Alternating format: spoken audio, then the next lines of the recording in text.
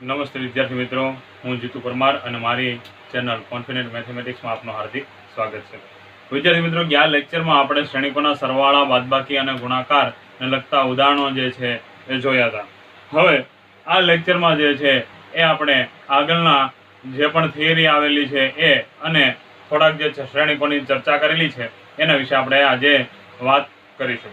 હવે વિદ્યાર્થી મિત્રો, અત્યારે આ ચેપ્ટર જે છે હાલ એ ખૂબ જ સરળ એવું ચેપ્ટર છે, પરંતુ જો જરા પણ થોડી કમથી પણ જો ગણતરીમાં ભૂલ થઈ જાય તો તમારા માર્ક્સ છે એ જઈ શકે છે. તો ખાસ એટલું બધું જે છે એ સરળ છે તો એને બહુ કેઝ્યુઅલી ના લેવું, થોડું ઘણું છે વ્યવસ્થિત રીતે એની તૈયારી પણ કરવી. હવે આપણે આગળ જોઈએ તો શ્રેણિક મેટ્રાઇસિસમાં આપણે પરિવર્ત શ્રેણિક છે એ કોને કહેવાય? Transpose of a matrix. તો લખીએ કે પરિવર્ત શ્રેણિક હકીકતમાં કોને કહેવાય? કે ભાઈ જે શ્રેણિક આપેલો છે એને હારને અનુરૂપ સ્તંભમાં તમે ફેરવો તો એ જે મેટ્રિક્સ મળે, એટલે કે એ જે શ્રેણિક મળે એ કેવો થશે?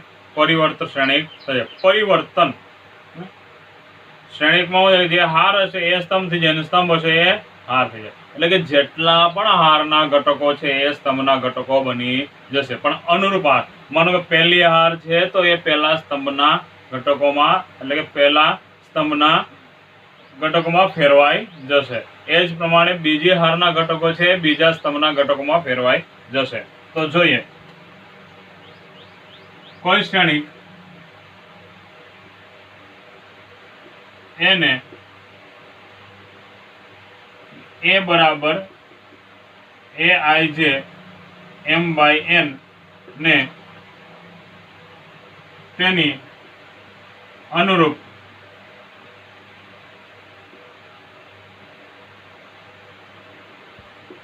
હારને તેના અનુરૂપ સ્તંભમાં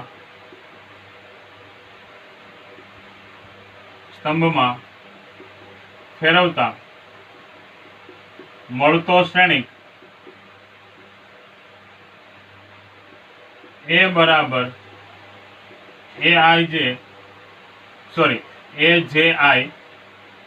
ફેરવાઈ જશે ને n/m ને તેનો પરિવર્ત શ્રેણિક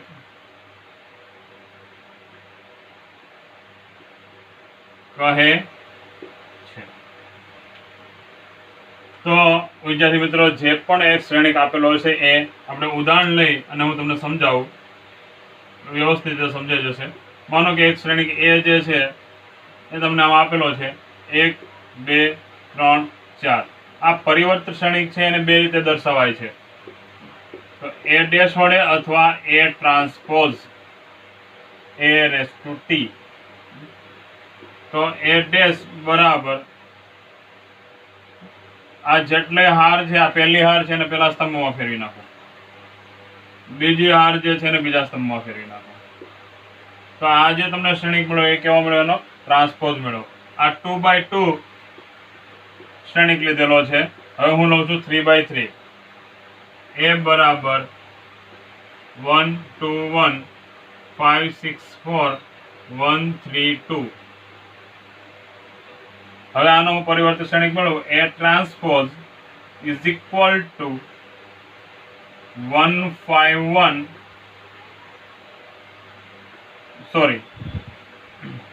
આ જે સ્તંભ છે એને મેં હારમાં, અથવા તમે પેલા હાર લખો અથવા સ્તંભ લખો.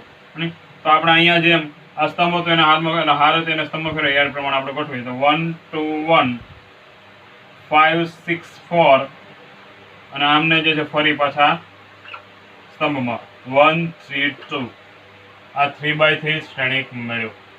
તો ખાસ વિદ્યાર્થી મિત્રો કે પરિવર્ત શ્રેણિકના અમુક એવા નિયમો પણ છે, ગુણધર્મો પણ છે કે માનો કે આપણે આ a ટ્રાન્સપોઝ કર્યો એનો ફરી તમે ટ્રાન્સપોઝ કરો તો તમને a મળે. એ ટ્રાન્સપોઝ છે એનો ફરી તમે ટ્રાન્સપોઝ કરો એટલે તમને એ જ મળે. એના ગુણધર્મો છે. પછી માનો કે હું કોઈ બે શ્રેણિકનો ગુણાકાર લઈ અને એનો ટ્રાન્સપોઝ કરું, અથવા તો હું બી ટ્રાન્સપોઝ અને એ ટ્રાન્સપોઝ નો બંનેનો ગુણાકાર કરું, આ બંને કેવા મળશે? તમને સમાન મળશે. તો એટલી બાબતો છે એ ખાસ એવી ધ્યાનમાં તમારે લેવી. હવે આપણે આગળ જોઈએ તો આગળ જે છે હવે આવે છે સમમિત શ્રેણી. ખૂબ જ મહત્વનો શ્રેણિક છે. Symmetric matrix.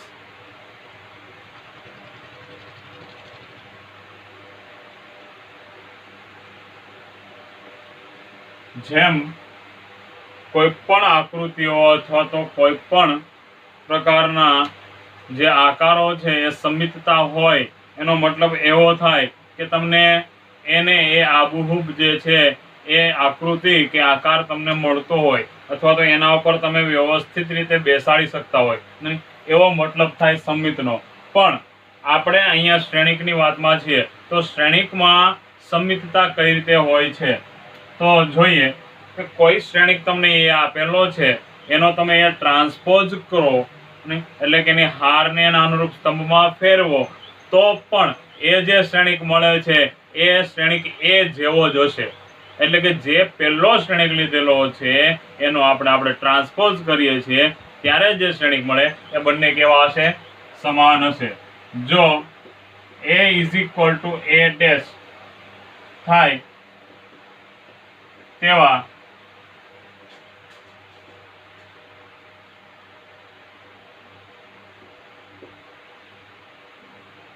જે શ્રેણિક માટે a બરાબર a ડેશ હોય તો તેવા શ્રેણિકને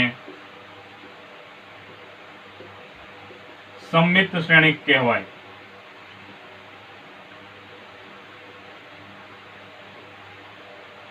તો જોઈએ આપણે એનું ઉદાહરણ.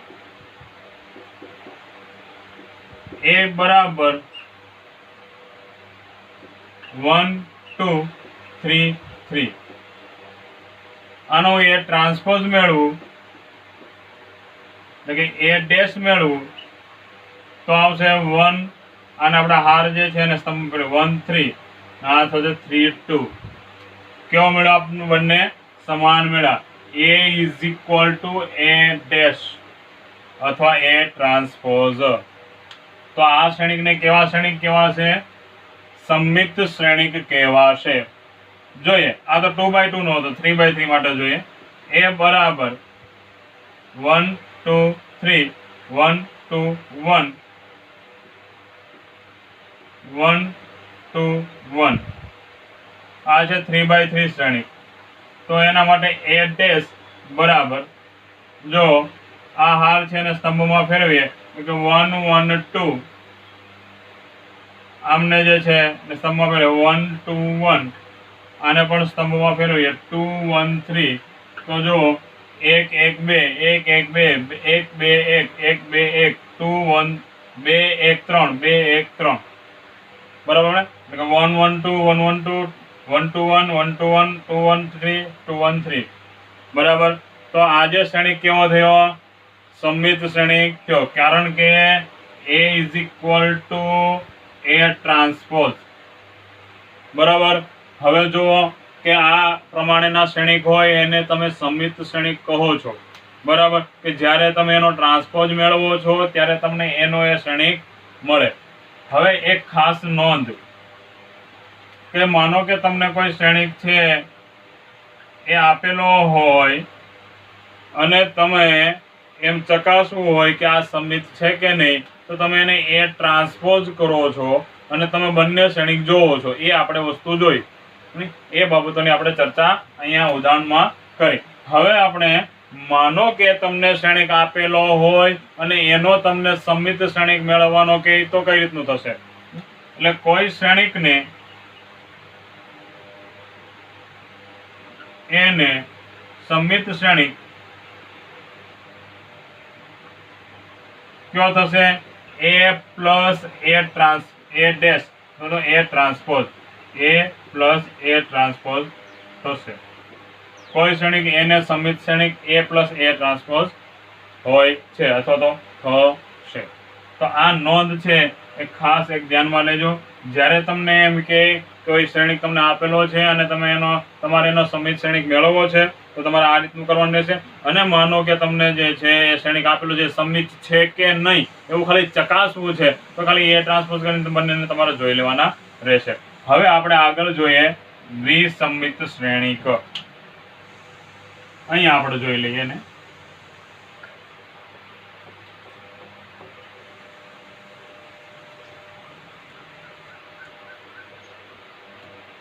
હવે પછીનો જે શ્રેણિક છે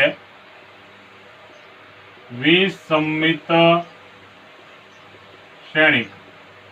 વિસમિત શ્રેણિક skew matrix, skew symmetric matrix, skew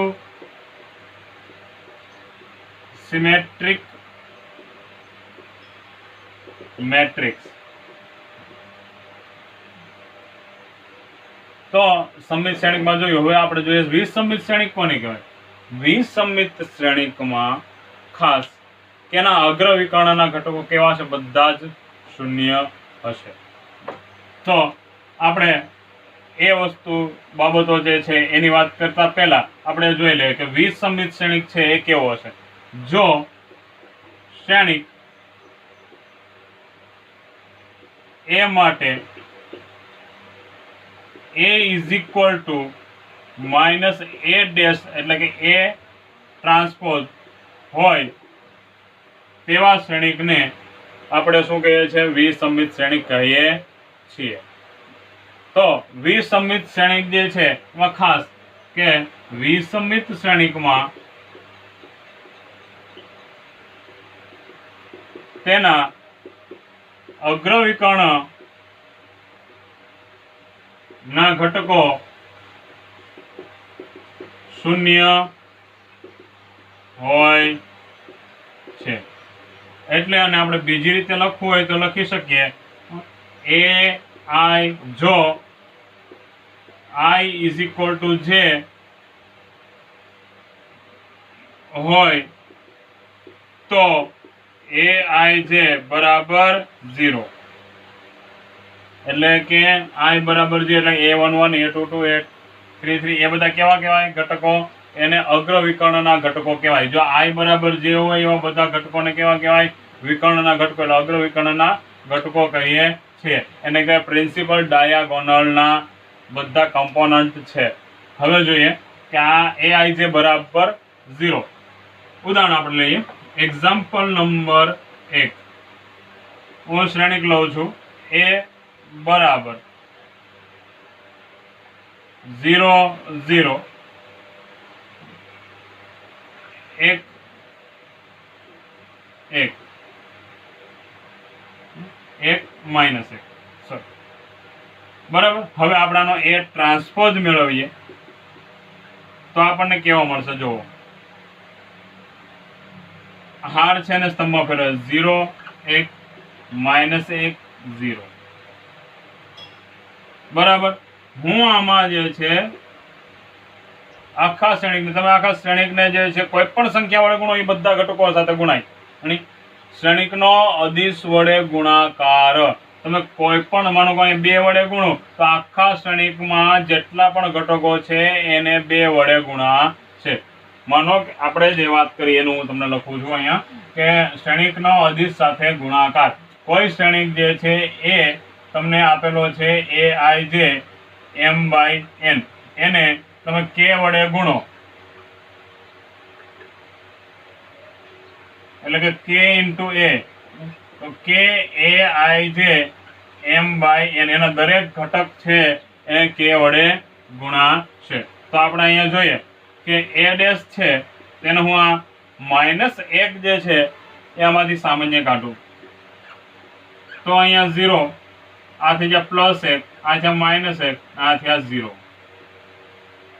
તો મને આમ લખે કોઈ a dash is equal two -a. તો a dash is equal two -a તેને આપણે બીજી રીતે લખવું હોય તો આપણે એમ લખી શકીએ a is equal two -a dash. બંનેને -1 વડે ગુણો એટલે આ પ્લસ થઈ જાય ને આ માઇનસ થઈ ગયા. બરાબર. તો આપણે એવા શ્રેણિકને શું કહીએ છીએ? વિસંમિત શ્રેણિક કહીએ છીએ। વિસંમિત શ્રેણિકમાં ખાસ એક બાબતો ધ્યાનમાં લેવાની। કઈ બાબત? કે વિસંમિત શ્રેણિકમાં એના અગ્રવિકર્ણના ઘટકો કેવા હશે? શૂન્ય। કેવા હશે? શૂન્ય। એવા જ શ્રેણિકને આપણે વિસંમિત શ્રેણિક કહીશું। આ આપણે લીધો એક ઉદાહરણ। બીજો ઉદાહરણ આપણે છે એ 3/3 માટે લઈએ। a બરાબર 0 0 0 1 2 1 -1 -2 -1 બરાબર। તો હવે આનો તમે a ડેશ મેળવો તો તમને શું મળશે? જોઈએ, બધા જ ઘટકો આમાં આપેલા છે અને હાર છે સ્તંભમાં 0 1 2 -1 0 1 -2 -1 0 બરાબર। હવે તમે આને -1 છે એમાંથી સામાન્ય કાઢો તો -1 શું મળશે તમને? 0 1 2 1 -1 0 1 -2 -1 0 આ તમને શું મળ્યું? a। તો આપણે આમ લખી શકીએ a dash is equal to minus a। તો એને આપણે આમ લખીએ કે a is equal to minus a dash. આવા શ્રેણિકોને કેવા કહેવાય? સંમિત શ્રેણિક, વિસંમિત શ્રેણિકો કહેવાય। Skew symmetric matrix. ઓકે, હવે વિદ્યાર્થી મિત્રો આપણે આગળ જોઈએ। આ સંમિત શ્રેણિક છે અને વિસંમિત શ્રેણિક છે એના વિશે આપણે થોડીક એવી વધારે એનાલિસિસ કરી અને એની ચર્ચા કરીએ। કોઈ પણ શ્રેણિક તમને આપેલો હોય એ શ્રેણિકને તમે સંમિત શ્રેણિક, એટલે માનો કે હું કોઈ શ્રેણિક લઉં છું, એ શ્રેણિક આપણે લઈએ તો એના સંમિત શ્રેણિક અને એના વિસંમિત શ્રેણિક નો સરવાળો કરીએ તો આપણને એક શ્રેણિક મળે। કયો મળશે? અહીંયા 2a શ્રેણિક કયો મળે આપણને? 2a। જુઓ, પ્લસ a ટ્રાન્સપોઝ અને માઇનસ a ટ્રાન્સપોઝ તો કેન્સલ થઈ જશે। હવે માનો કે મારે a મેળવો છે, a બરાબર તો શું થશે? 1/2 a પ્લસ a ટ્રાન્સપોઝ વત્તા 1/2 a માઇનસ a ટ્રાન્સપોઝ થશે। શું કીધું આપણે? કોઈ મેં શ્રેણિક લીધો, એનો મેં ટ્રાન્સપોઝ મેળવો એટલે એના બંનેનો એક એ શ્રેણિક અને ટ્રાન્સપોઝ શ્રેણિક ને બંનેનો સરવાળો કરો એ સંમિત શ્રેણિક। બીજો છે વિસંમિત શ્રેણિક અને એ બંનેનો મેં સરવાળો કર્યો તો મને એક કોઈક શ્રેણિક મળ્યો અને એ જે શ્રેણિક હશે એ કેવો હશે? મૂળ શ્રેણિક હશે। એ 2a આવ્યો તો આપણે a બરાબર 1/2 a પ્લસ a ટ્રાન્સપોઝ વત્તા 1/2 a માઇનસ a ટ્રાન્સપોઝ, એટલે કે a બરાબર 1/2 સંમિત શ્રેણિક કેનો? એનો જ આપણે વાત કરીએ છીએ વત્તા 1/2 વિસંમિત શ્રેણિક। એટલે આપણે એવું કહી શકીએ કે ભાઈ આ જે આપણને શ્રેણિક મળે છે એવો આપણે જ્યારે પણ કોઈ એવો શ્રેણિક આપેલો હોય તો એના આપણે સંમિત શ્રેણિક અને વિસંમિત શ્રેણિકનો સરવાળો કરીએ અને એને એ બે વડે ભાંગીએ તો આપણને એ મૂળ શ્રેણિક મળે છે। મૂળ શ્રેણિક જે મળે છે આપણને એ આપણને એક અનન્ય શ્રેણિક મળે। એવો એક અને માત્ર એક જ શ્રેણિક એવો મળે, કોઈ પણ પ્રકારનો બીજો શ્રેણિક મળશે નહીં, કારણ કે આપણે એક જ જે શ્રેણિક લીધેલો છે એનો જ આપણે સંમિત શ્રેણિક અને વિસંમિત શ્રેણિક કર્યો છે તો આપણને એ જ શ્રેણિક મળે। એવો જ એક ઉદાહરણ છે એ તમારે ઉદાહરણ નંબર 22 એમાં આપેલું છે બુકમાં કે ભાઈ તમારે એક શ્રેણિક એવો આપેલો છે કે જેને તમારે આ રીતના દર્શાવવાના છે। ઉદાહરણ નંબર 22 માં ખૂબ જ મહત્વનો કે તમને એક બી શ્રેણિક આપેલો છે અને સંમિત અને વિસંમિત શ્રેણિકના સરવાળા તરીકે વ્યક્ત કરો। તો શું કરવાનું કે બી ટ્રાન્સપોઝ મેળવી એ બંનેનો સરવાળો કરી અને બે વડે ભાંગશો તો એ તમને જે છે એ સંમિત શ્રેણિક મળશે અને બી માઇનસ બી ટ્રાન્સપોઝ કરી અને બે વડે ભાંગશો એ વિસંમિત શ્રેણિક મળશે અને બંનેનો સરવાળો કરશું તો આપણને એ મૂળ શ્રેણિક જ મળશે। તો આપણે અત્યારે એની ચર્ચા કરીએ તો ઉદાહરણ નંબર 22 ખૂબ જ મહત્વના છે એવા દાખલા હું કરાવડાવું છું, બાકીના તમને બધા આવડેવા છે। તો જોઈએ ઉદાહરણ નંબર 22 બી બરાબર 2 -2 -4 -1 3 4 1 -2 -3 આમને આપણે સમિત અને વિસમિત શ્રેણિકના સરવાળા તરીકે વ્યક્ત કરો ને સમિત અને વિસમિત શ્રેણિકના સરવાળા તરીકે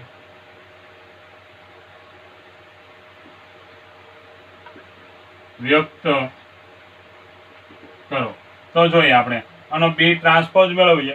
પહેલો શ્રેણિક છે સમિત શ્રેણિક, આપણે એને પી નામ આપીએ. ધારો કે પી સમિત શ્રેણિક છે તો 1/2 શું આવશે? બી વત્તા બી ટ્રાન્સપોઝ, બી વત્તા બી ટ્રાન્સપોઝ 1/2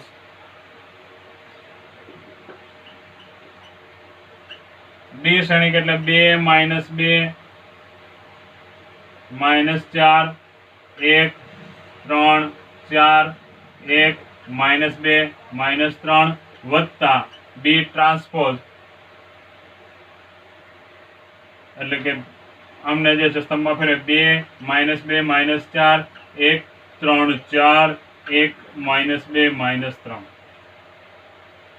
બંનેનો સરવાળો કરીએ અને એને ભેગા 2 કરીએ. ચાલો સરવાળો કરીએ. 2 ને 2 4 -2 વત્તા 1 -1 -4 વત્તા 1 -3 1 -2 -1 3 વત્તા 3 6 4 -2 2 1 -4 -3 -2 + 4 2 -3 -3 -6 બરાબર. આપણે આ જે મેળવ્યો એ સમિત શ્રેણિક પી મેળવ્યો. હવે આપણે એક છે એનો વિસમિત શ્રેણિક મેળવીએ. તો આ બધું જોઈએ.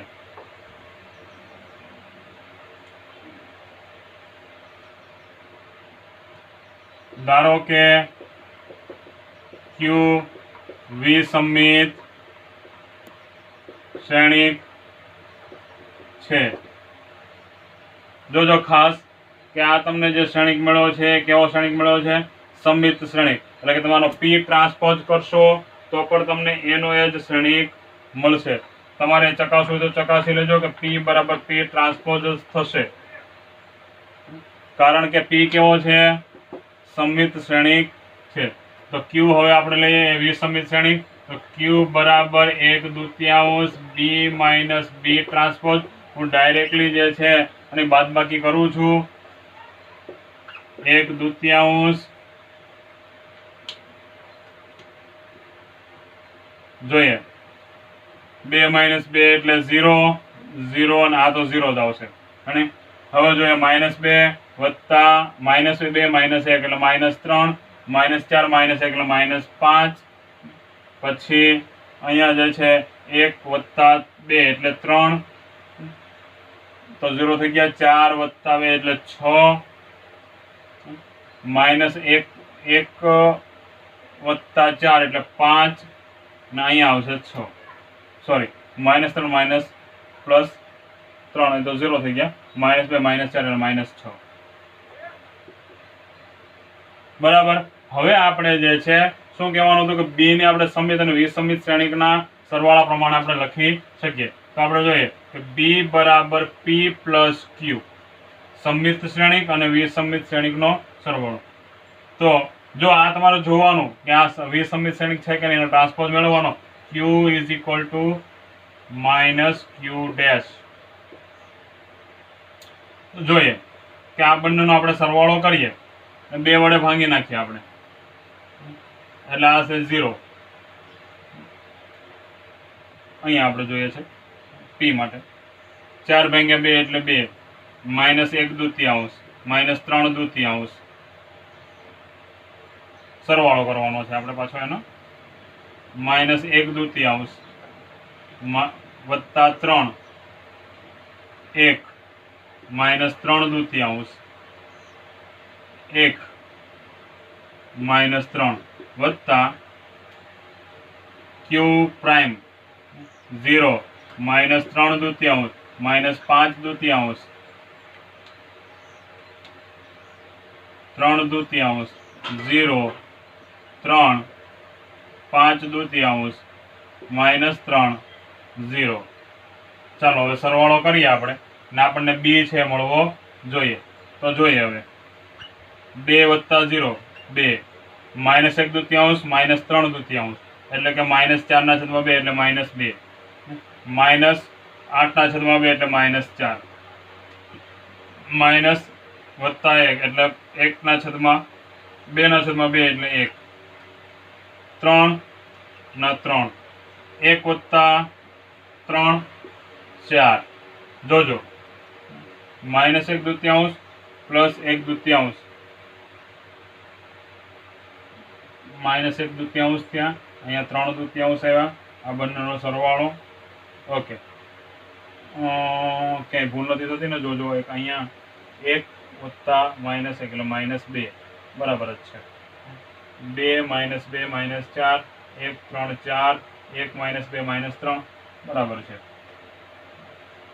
ચાલો જોઈએ હમણાં આ કઈ રીતના થયું છે આગળ જોઈએ -3 દૂતીયાંશ 5 દૂતીયાંશ પેલા થયા 1 1 -3 -2 -3 + 0 -3 જો બધા જ ઘટકો આપણને છે એ પ્રમાણેના આપણને મળેલા છે આપણે અહીંયા જોઈએ કે B = B ટ્રાન્સપોઝમાં કોઈ ભૂલ થઈ છે કે નહીં તો આપણે જોઈ લઈએ અહીંયા કે અમુક કારણ કે આમાં ક્યાંક જે છે ભૂલ થઈ છે B - B અહીંયા માઇનસ બરાબર ત્યાં -1 આવે એટલે આપણે એક જ ઘટકની છે એ પ્રોબ્લેમ થાય છે બાકીના બધા ઘટકો આપણને મળે જ છે તો આપણે આનો ગુણાકાર અહીંયા સરવાળો કરીને -3 દૂતીયાંશ જ થશે અને એ જ પ્રમાણે તમે એ બંનેની બાદબાકી કરશો તો અહીંયા 1 દૂતીયાંશ આવશે બરાબર એટલે કે અહીંયા 1 આવશે તો અહીંયા 1 દૂતીયાંશ એટલે અહીંયા જે છે 1 દૂતીયાંશ એવા અહીંયા શું આવશે -3 દૂતીયાંશ એવા એટલે -1 આવી જશે તો આ પ્રમાણે જે તમારે ભૂલ કોઈ પણ થઈ હોય એ ઘટકો ખાસ આમ જોઈ લેવા બસ આટલા જે છે સમિત અને વિસમિત શ્રેણીકના દાખલાઓ છે ખાસ મહત્વના છે જે કરાવડાવવા જેવા હતા એ કરાવડાવી દીધેલા છે બાકીના દાખલાઓ છે એ તમારે બુકમાં આપેલા છે અમુક ઉદાહરણો તમારી રીતે જ તમારે ગણવાના છે સમિત શ્રેણીક અને વિસમિત શ્રેણીકની આપણે માહિતી તમને દઈ દીધેલી છે હવે જોઈએ આપણે જે દાખલા નંબર 10 છે એમાં પણ આ પ્રમાણે જ આપણે એને વ્યક્ત કરવાના છે આપણે વ્યક્ત કર્યા કે ભાઈ આ જે છે એ P + Q બરાબર તમને B જે આપણે તમે સરવાળો લીધો છે એ હંમેશા તમને કેવો મળ્યો એ B જ મળે છે એટલે કે એનો એ શ્રેણીક મળે છે એટલે કોઈ પણ શ્રેણીકને ના સમિત અને વિસમિત શ્રેણીકના સરવાળા કરતા આપણને અને એને 2 વડે ભાગતા આપણને એનો એ શ્રેણીક મળે છે હવે ઓપ્શન જે વિકલ્પો આપેલા છે 11 અને 12 જો A અને B સમાન કક્ષાવાળા સમિત શ્રેણીકો હોય તો AB - BA ખાલી જગ્યા એટલે AB - BA એ વિસમિત શ્રેણીક જો A અને B સમાન કક્ષાવાળા સમિત શ્રેણીકો હોય બંને છે કેવા છે સમિત શ્રેણીકો છે હવે એનો A અને B નો ગુણાકાર B અને A નો ગુણાકાર એ બંનેની આપણે બાદબાકી કરીએ તો આપણને કેવો શ્રેણીક મળશે એ તમારે જે છે એ કોઈ પણ 2/2 નો શ્રેણીક લઈને એકવાર એને ચકાસી લેવાનો છે પછી જોઈએ જો આલ્ફાનું મૂલ્ય ખાલી જગ્યા હોય તો A + A પ્રાઇમ બરાબર I થાય તો જ્યાં A બરાબર તમને cos alpha -sin alpha sin alpha cos alpha એમ આપેલું છે તો તમારે A + A પ્રાઇમ છે મેળવી બરાબર I લખી અને તમારા આલ્ફા અને બીટાની જે છે એ કિંમતો લેવાની થશે તો આપણે જોઈ લઈએ કે A + A પ્રાઇમ એટલે કે cos alpha sin alpha -sin alpha cos alpha વત્તા cos alpha sin alpha -sin alpha cos alpha બરાબર તમારે I આપેલા છે 1001 બરાબર તો આ જે ઉદાહરણ છે આપણે જોઈ લઈએ કે કઈ રીતના થશે કે cos આલ્ફા + cos આલ્ફા એટલે 2 cos આલ્ફા બરાબર 1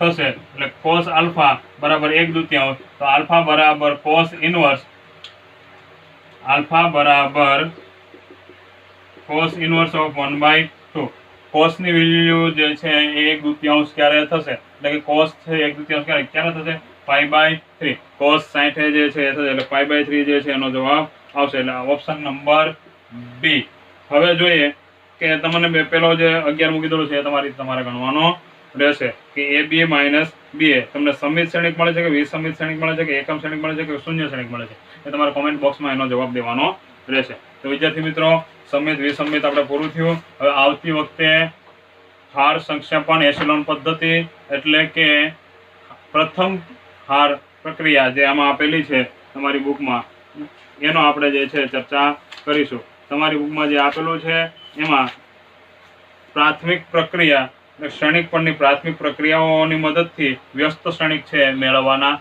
છે. તો આવતા લેક્ચરમાં આપણે જે વ્યસ્ત શ્રેણિક છે એ મેળવશું.